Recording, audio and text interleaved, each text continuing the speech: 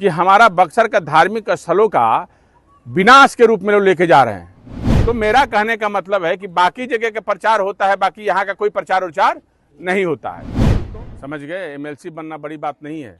जो लोग कहते हैं ना कि सनातन के सहारे और धन बल के सहारे जो है ये अपना, हम असली जो है एक रंग रूप दिखा रहे हैं बक्सर का चरित्र। जो लोग ये लोग चरित्र हनन किए हैं, बक्सर यात्रा है।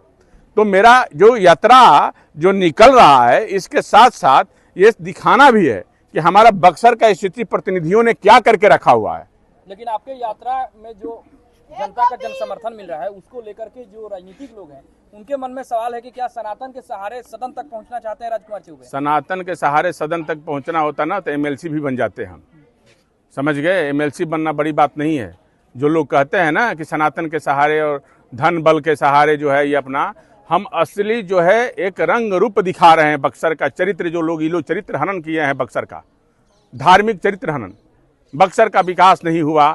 हमारा बक्सर धार्मिक वजह से जाना जाता है, लेकिन इसको दिखा रहे हैं तो बौखलाहट है। आपने लोगों से भी कहा कि सवाल पूछिए जनप्रतिनिधियों से। हाँ पूछिए, हमने कहा कि पूछिए, पूछने का हक है। आप वोट देते हैं 5 साल में एक बार, आपका महत्व है और आप लोग वोट देते हैं, तो वोट देने से सोचिए, पूछिए, जाति पात में मत बटिए। आप पूछिए कि आप हमारे लिए क्या किए हो। जो जातीय का नाम पर वोटवा मांगता है, उससे पूछिए ना भाई कि हमारे जतिया के लिए तुमने क्या किया है। ठीक है, हम तुमको जात पे नाम देते हैं, हमारे जात के लिए, हमारे लिए तुम क्या किए हो।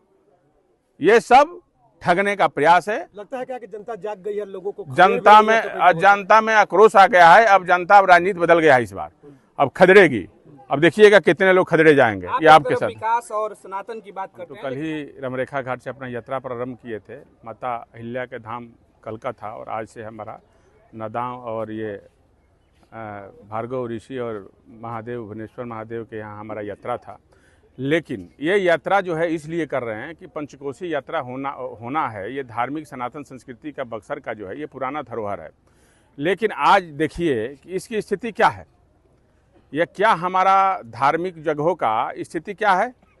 ना कोई एक रोड है, ना कोई एक सड़क है। क्या इसे लोग पंचकोशी परिक्रमा करते होंगे?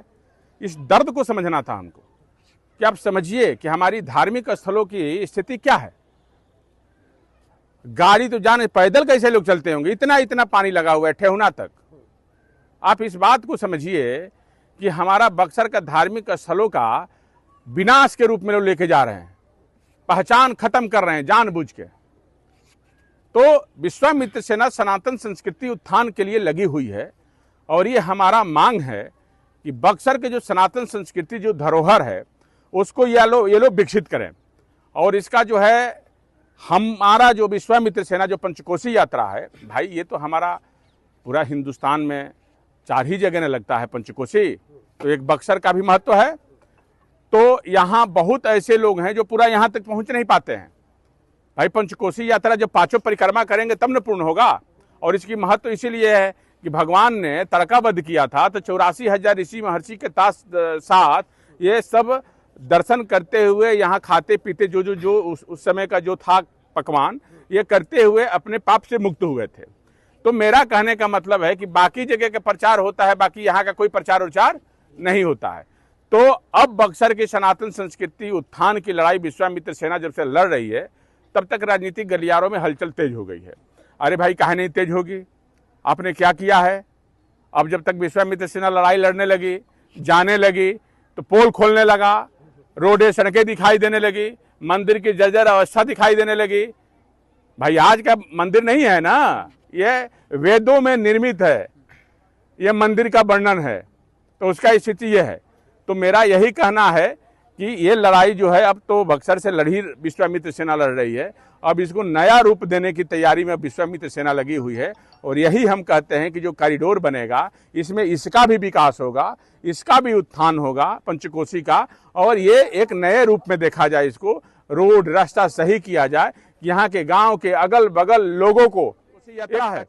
तो मेरा जो यात्रा जो निकल रहा है, इसके साथ साथ ये दिखाना भी है कि हमारा बक्सर का स्थिति प्रतिनिधियों ने क्या करके रखा हुआ है। लेकिन आपके यात्रा में जो जनता का जन समर्थन मिल रहा है, उसको लेकर के जो राजनीतिक लोग हैं, उनके मन में सवाल है कि क्या सनातन के सहारे सदन तक पहुंचना चाहते हैं राजकुमार चौबे? सनातन के सहारे सदन तक पहुंचना होता ना तो एमएलसी भी बन जाते हम। समझ गए? एमएलसी बनना बड़ी बात नहीं है।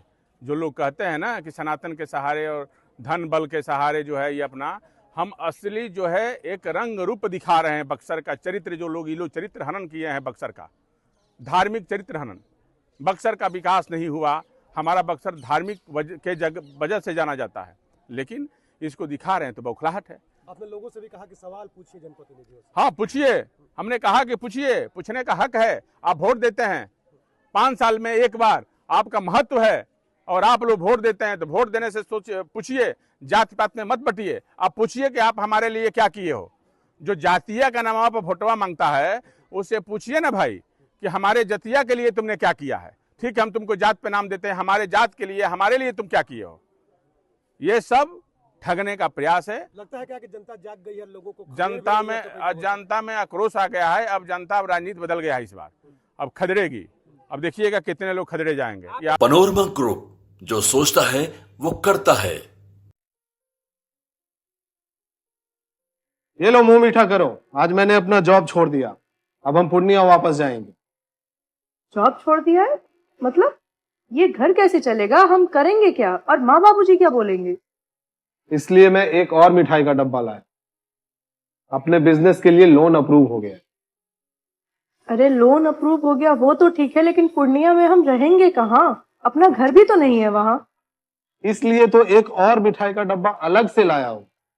हमने पूर्णिया में घर ले लिया है, पूर्णिया के ई होम्स पैनोरमा में। पूर्णिया में पैनोरमा ग्रुप लेकर आए हैं ई होम्स पैनोरमा। बड़ा घर, आलीशान जिंदगी और अत्याधुनिक सुविधाओं के संग। अरे अब क्यों मुंह मीठा करवा रही हो? क्योंकि हम घर वापसी जो कर रहे हैं। घर वापसी की खुशी पूर्णिया में ई होम्स पैनोरमा के संग।